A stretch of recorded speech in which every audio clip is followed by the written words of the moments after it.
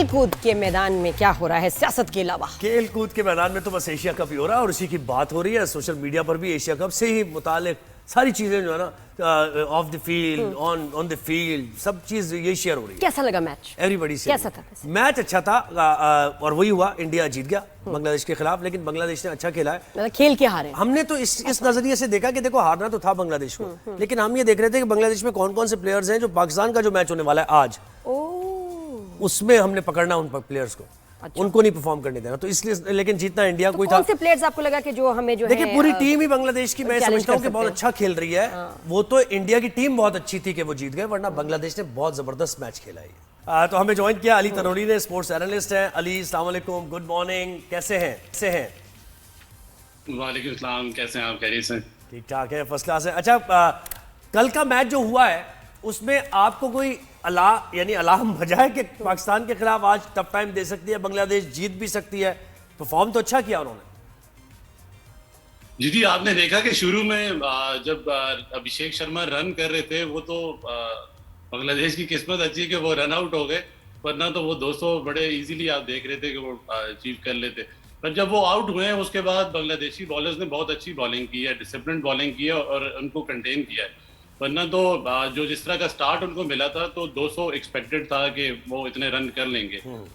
हमें इस वक्त जो चीज़ें देखनी चाहिए, बांग्लादेश की जो साइड है वो बड़ी अच्छी साइड है और उनका स्पिनिंग स्क्वाड काफ़ी बेहतर है और उनकी बैटिंग हमसे बहुत बेहतर है, क्योंकि हमारा मिडिल ऑर्डर परफॉर्म नहीं कर रहा। लास्ट मैच में भी आपने देखा वो हुसैन तलत और मोहम्मद नवाज ने हमें संभाला दिया, वरना मिडिल ऑर्डर का हमारा बहुत बुरा हाल है। और अगर तो हम टॉप क्लास टीम से जब खेलने जाते हैं तो हमारे जो बिल्कुल बैटिंग ऑर्डर है या पूरी जो बैटिंग लाइनअप है वो एक्सपोज हो जाती है।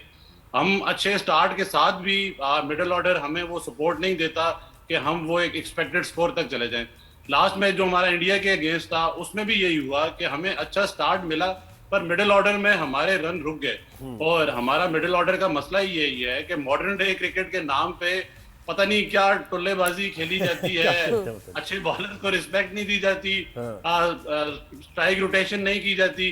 तो फिर जब आप स्ट्राइक रोटेट नहीं करेंगे तो दूसरे भी तो अच्छे बॉल कराने आए हैं, वो ऐसे थोड़ी है कि वो आपको लूज बॉल देंगे और आप अच्छे बॉल को रिस्पेक्ट भी नहीं देंगे तो या तो फिर आउट होंगे या फिर आप उसी तरह जो पहले मैच में हम इंडिया के साथ खेले या 60 डॉट बॉल्स खेलेंगे या दूसरे मैच में हमने 50 डॉट बॉल्स खेली, तो आप 50 या 60 डॉट बॉल्स के साथ मैच जीत नहीं सकते।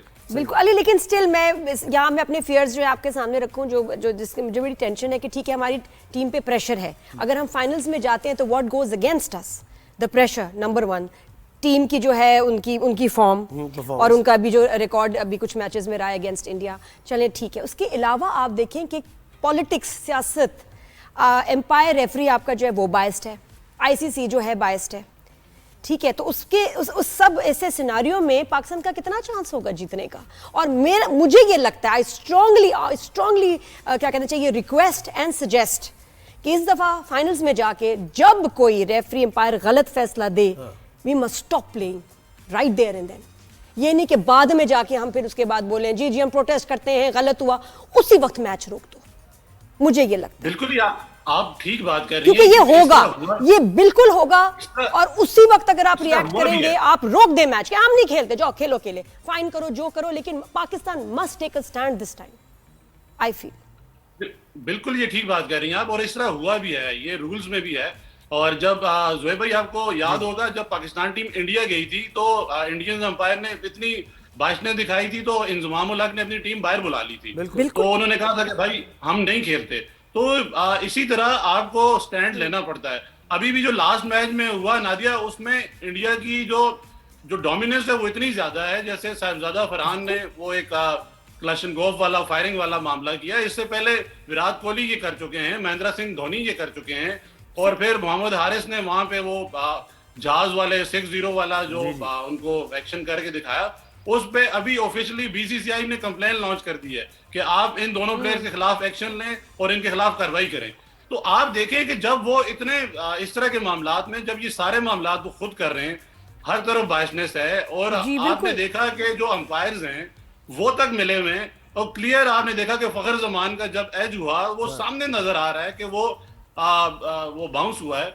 और जुएब भाई आपको आइडिया होगा कि बेनिफिट ऑफ डाउट जो है वो हमेशा बैट्समैन को जाता है, बिल्कुल। बैटर्स को जाता है, और उन्होंने बेनिफिट ऑफ डाउट उठा के ये तो फील्डर physics- को दे और दिया। बाद में शोर मचाने का कोई मैं फायदा कह नहीं रहा ना, हूं, जीरो। फिजिक्स के जो रूल्स होते हैं उनको भी उन्होंने एंड आई डिनाई कर दिया। थिंक मीडिया और हम सबको थोड़ा भाई सा ना बॉल ये ने प्रेशर बाउंस डालना किया चाहिए तो उसके पीसीबी ग्लव्स में आया है ना, बिल्कुल। अगर उसके नीचे फिंगर्स होते बीनीथ द बॉल तो वो कैसे बाउंस करती बॉल। ये तो बड़ी बिल्कुल वो simple सी सामने बात नजर आ रहा है, और अंपायर जो थर्ड अंपायर हैं उनको डिफरेंट एंगल से चीजें देखनी होती हैं।